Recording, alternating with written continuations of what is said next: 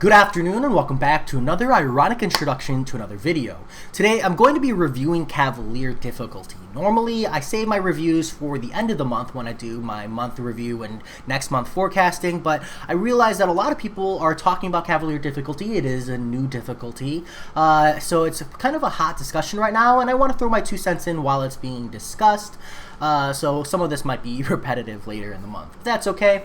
The first thing I want to talk about is rewards. And the rewards is actually something we knew were kind of disappointing before we saw it in the event. Like, they gave us an information drop on the forum, and I talked about it when I went over this forum post, that the rewards looked a little lackluster. They looked a little stingy more than anything else. The 10% of a Tier 5 class catalyst was great. I think that's awesome. That's really the most I was expecting from Kabam, so I think that's really solid. But I would have liked to see 2% here. Having more crystals with a smaller percentage, adding up to the same amount of percentage, will help you in the long run RNG-wise when you're trying to form crystals.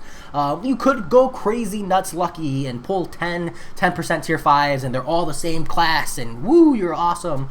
But more realistically, you're, a little bit of a ways away from one here or there, and 2% is going to do a lot more for you than 10%. Or 52% will do a lot more than 10%, where you're relying on, the coin flip, but the law of large numbers will push you more towards an average. It'll flatten the curve of RNG. So I do prefer 2% here. Plus, it looks a little bit nicer when you go to open them. That's just my thought process.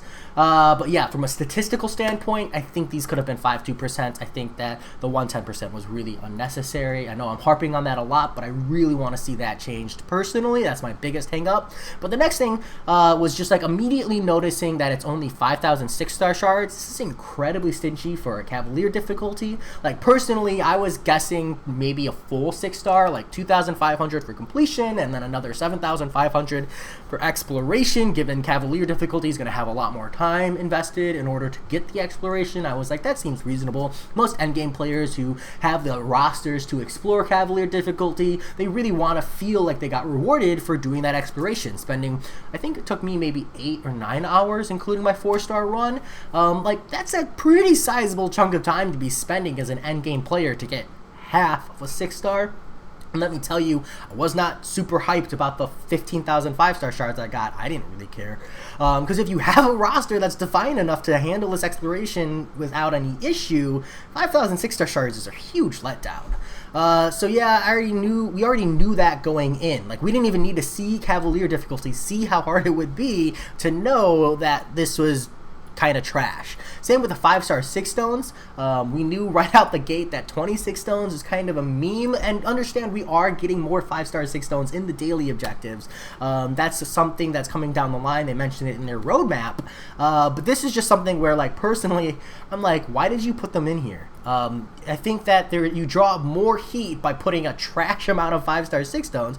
Don't get me wrong, I love 26 stones. It just doesn't make any sense.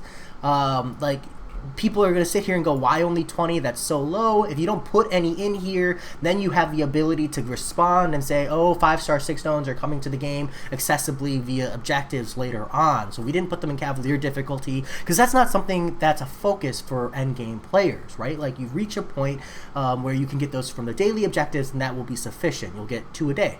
That's actually a really powerful amount, and it opens up this conversation and makes it really easy, shut and dry.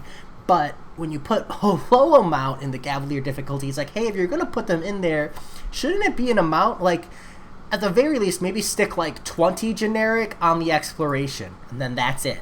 Don't put any in the completion. It just didn't make any sense to me. I really don't understand. And then 10 6-star 6 stones. This is about how much I was expecting. I mean, I would love more, but they're probably the most valuable resource in the game right now, I would say. There's an argument for maybe Tier 5 class catalysts or maybe 6-star awakening gems, but I'm going to say 6 stones for 6 stars is probably the most valuable resource. So I can understand being really stingy here. I actually don't have a problem with the 10 here. And then rank up resources, it was a little subpar, but I wasn't expecting anything better. So I think my biggest hangups were the 6-star shard quantities. I thought the 5-star shard quantity was fine. I just can't get excited about it. That's not what I'm looking for. But the rest was about at the level I was expecting. I think all they have to do is tune up the 6-star shard quantity, and it'll feel a lot better. But we knew all of that before even going into the event. So that brings me to the next part, which is the special objective that you can complete in order to get an additional 10% of a tier 5 class catalyst. And this is actually like really, really cool because it rewards players for having 4 stars ranked up. That's relatively accessible, especially for endgame players. Like 4-star rank up materials aren't that hard to get. Maybe the tier 4 class catalysts are a little bit of a pain point, but the rest are very easy. And you only need a couple of 4 stars ranked up, especially for this. There's like definitely select ones I thought were really optimal. I thought Ghost and Omega Red were really key here for clearing paths for free. I did 3 of my quests with them. Quake is huge for taking down bosses with ease, makes magic a joke. But there are a lot of other really good options, you know, that you could have ranked up and use. I used Torch for Diss Track. Void would have been ideal for Mephisto, but I was too lazy to quit out, and it ended up costing me. I should have quit out. Mistakes were made, but overall, the 4-star paths were really easy. You got rewarded for bringing a specific class of champion and playing with a specific style of champion, either with Diss Track and the science where when the debuffs fall off, you gain extra damage, or Mystic, when you nullify, you get a big prowess, making champions like Claire, Doom, Symbiote Supreme just absolutely do crazy amounts of damage. So even your 4-star was wrecking through fights, and they really, really balanced that, where if you're bringing the right answer, you're getting rewarded, and if you're not, you're struggling, but it's still a relatively regular fight as long as you can deal with whatever Act 6 node they attach to it, whether it was Diss Track or Buffed Up, or I think in one of them it was Biohazard. Anyways, my point is, you know, it was really reasonable, even for a 4-star perspective.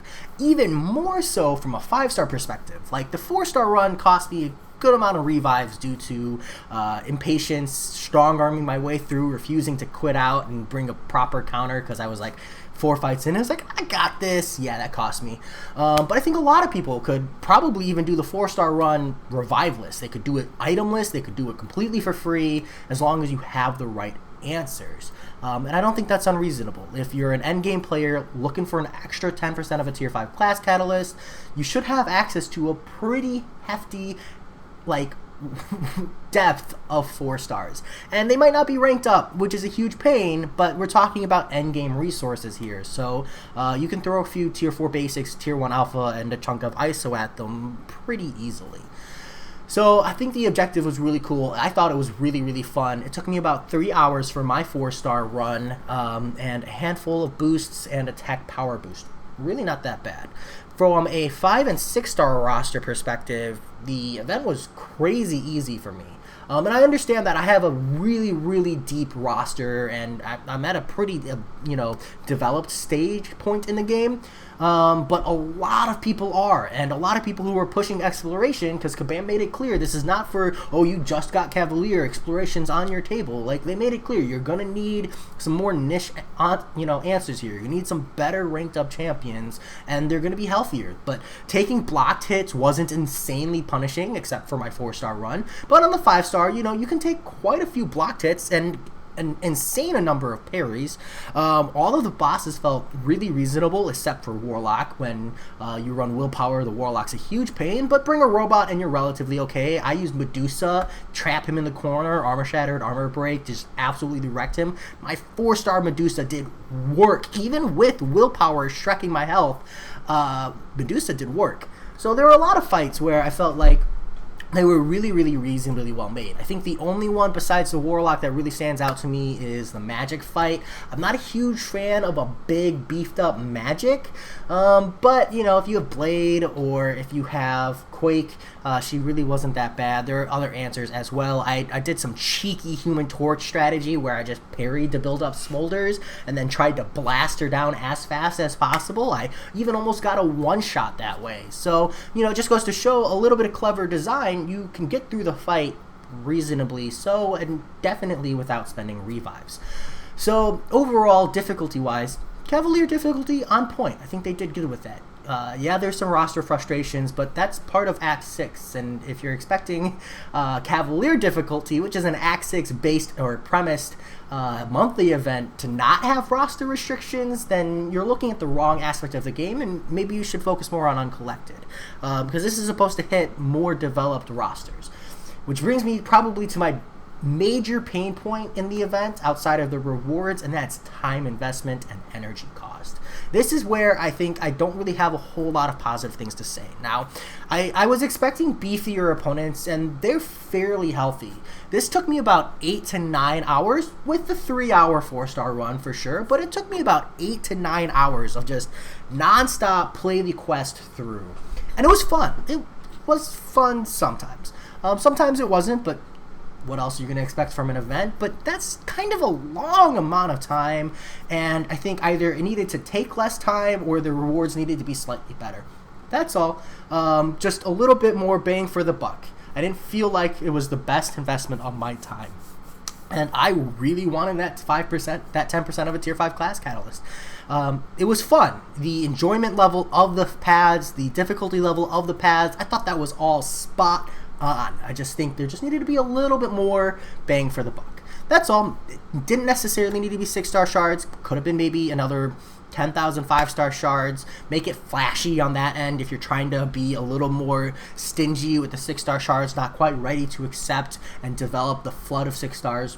I understand, especially since the monthly side event has an additional 5,000 6-star shards that we're getting from the legendary difficulty, plus a decent chunk from the tier 3 difficulty. I can't remember what it's called at the moment, epic. But my point is, I get it. There is a lot of extra resources in the game, so if they were trying to be stingy here, totally reasonable, but just a little bit more bang for the buck. And then energy. Like, we are at a stage where players are going to be doing uncollected and legendary.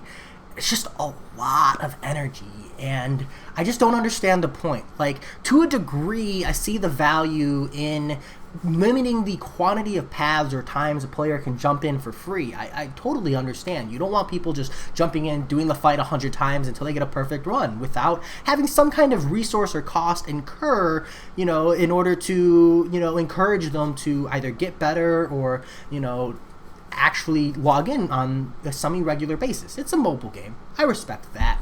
But we're at a point where I think that the solution is not necessarily to make the legendary difficulty or the Cavalier difficulty cost less energy. I think 223 was perfectly fine.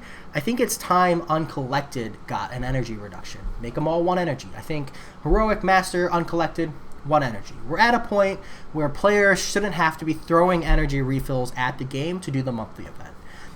And yes, you could wait on a day-by-day basis and do one path at a time. It's a huge drag, though. Players like to have access to bursting through content. I'm just saying, I think that would be a little bit of a bit too. And I understand that's a personal pain point. I like to blast through content myself. And I did use a ton of energy refills to do so, and I understand you can farm them, but you shouldn't have to farm energy refills to play the game without having to drop money on units. So yeah, small things. Overall Cavalier difficulty, I think they did really good. A little bit of pain points, a little bit of touch up here and there would have been great. That said, let me know what you all think. I have a developed roster. I'm coming from a biased mindset. So I understand that my opinion here is kind of heavily skewed. Like I said, for me, this event was really easy. I only used a good, I think, 7 or 8 champions total when I was doing the 4-star run. And when I was using my 5/6-star run, I used pretty much Omega Red, Ghost, Quake, Captain Marvel movie, Medusa, yeah, I think that's it. Like 5 or 6 champions with 5 and 6 stars. So I didn't think it was like, and then Torch and Cap Infinity War, so 8.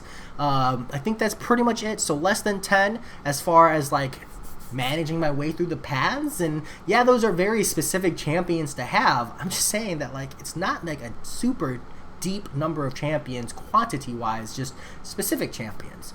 And I don't know, it didn't seem to bother me. I know there were a lot of clever options as well. Beyond that, the game has a lot of champion options, and while they're it's not necessarily the best option, there's still lots of can work options, and never did I feel like I really needed a specific champion for the bosses, except for the magic and the warlock because of my masteries, my refusal to turn on pacify. So yeah, overall, I think they did pretty good. I would like to see a little bit of touch up here and there, a little bit of energy fall off, a little bit of maybe health reduction. Maybe the health were just a little too high. That will help with the time investment. But overall, I think it was good, and I really hope to see more of this next month. I really, really, really liked the positive feedback nodes. I really liked having rewards and then being able to ignore them if I wanted to just, say use someone else that I thought handled the nodes just as well. That said, ranted on long enough. Let me know what you all think, and I'll talk to y'all later.